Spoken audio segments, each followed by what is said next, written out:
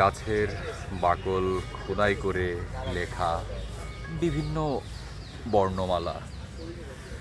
আসলে কি এ ধরনের বর্ণমালার সাথে আপনার কি কখনো পরিচিত বা পরিচয় হয়েছিল এভাবে লেখার? না, পরিচয় তো আছে। আমি যখন ছোটোবেলায় ছিলাম তখন একেবারে স্কুলের লাইফে যাকে একটু ভালো লাগতো তার নামটা লিখতাম। জেড জেড তো আমার নাম, ধরো এম বা এস। হাই স্কুলে যে আর একজনের ভালো লাগছে, তখন প্রাইমারিটা কিন্তু ভুলে গেছি। তারপরে ভার্সিটিতে যখন গেছে তখন আর একজনের নাম। তো এরকমভাবে কখনো দেয়ালে, কখনো এরকম গাছে গাছে কম লেখা হয়েছে, গাছে লিখিয়ে লাগে, দেয়ালে কিন্তু প্রচুর লেখা হয়েছে, বা মাটিতে পারলেই এটা লেখা থাকে lots of people have such kind of emotion but they could not share with any people. Why why you think that? তারা কেন এটা শেয়ার করতে পারছে না আসলে সবার সাথে? না, এটা আসলে বললাম না যে অব্যক্ত, যে কি বলবো, আকাঙ্ক্ষা, এটাই কিন্তু আসলে মানুষ গাছে বা মাটিতে, বালিতে বা দেয়ালে লিখে সেটা প্রকাশ করতে চায়। কিন্তু তার যে প্রকাশটা যারকে করার কথা, তাকে প্রকাশ করতে হয়তো বা ভয়, বলবো না ভয় তো আর এমন না যে মেরে ফেলবে বা থাপ্পড় দেবে, এমন তো না।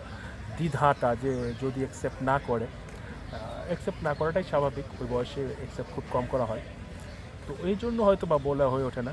ওই যে এই জন্য মান্না দে একটা কথা বলেছিলেন যে যদি কাগজে লিখো নাম, কাগজ ছিঁড়ে যাবে, পাথরে লিখো নাম, পাথর ক্ষয়ে যাবে, হৃদয়ে লিখো নাম, সে নাম রয়ে যাবে। তো হৃদয় লেখার যে ব্যাপারটা, সেটা আসলে আর কি গাছে ফুটে ওঠানো হয়। এটা আমার অভিব্যক্তি। না, এটা আপনি সুন্দর বলেছেন, বাট আপনার কি মনে হচ্ছে নাও ইট ইজ এটা ডে বাই ডে এই ধরনের ইমোশনগুলো হারিয়ে যাচ্ছে, এই ক্ষুদ্র ক্ষুদ্র ইমোশনগুলো? এই ধরনের ইমোশনগুলো, আসলে ইমোশনগুলো হারিয়ে যাচ্ছে না, প্রকাশের জায়গাটা হয়তো বা চেঞ্জ হয়ে যাচ্ছে। তা এইগুলো হয়তো বা গাছে বা ইয়াতে লেখা হতো, এগুলো হয়তো বা এখন ফেসবুকে বা ইনস্টাগ্রামে বা বিভিন্নতে আকার ইঙ্গিতে, যারা এই টাইপের প্রেমিক তারা ওইরকমভাবে করে। আর বেহায়া প্রেমিকরা আসলে বেহায়া না হলে প্রেমিক হওয়া যায় না। এটা একটা বড় প্রেমিকের একটা বড় সত্য।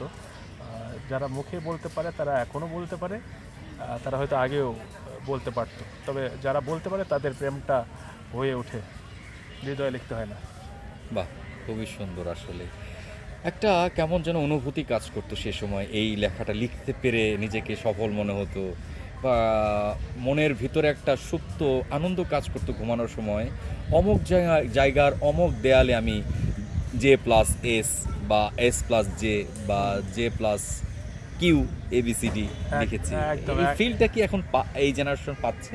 এই জেনারেশন এখনও পাচ্ছে। এখানে কিন্তু একটু চেঞ্জ আসছে। আমি রিসেন্ট দেখেছি রাঙ্গামাটিতে একটা পার্ক আছে, পলোয়েল পার্ক। ওখানে লাভ পয়েন্ট নামে একটা জায়গা আছে, যেখানে জামাই বউ হয়তো বা ট্যুরে গিয়ে নৌকা ডুবিতে তারা মারা গিয়েছিল। তো ওখানে লাভ পয়েন্টে একটা ইয়ে করেছে, যে যাদেরকে ভালোবাসে, প্রেমিক যুগল, তারা একটা করে তালা কিনে ওই লাভ পয়েন্টের একটা জায়গা আছে, ওখানে ঝুলিয়ে চাবিটা ফেলে দেওয়া হয়।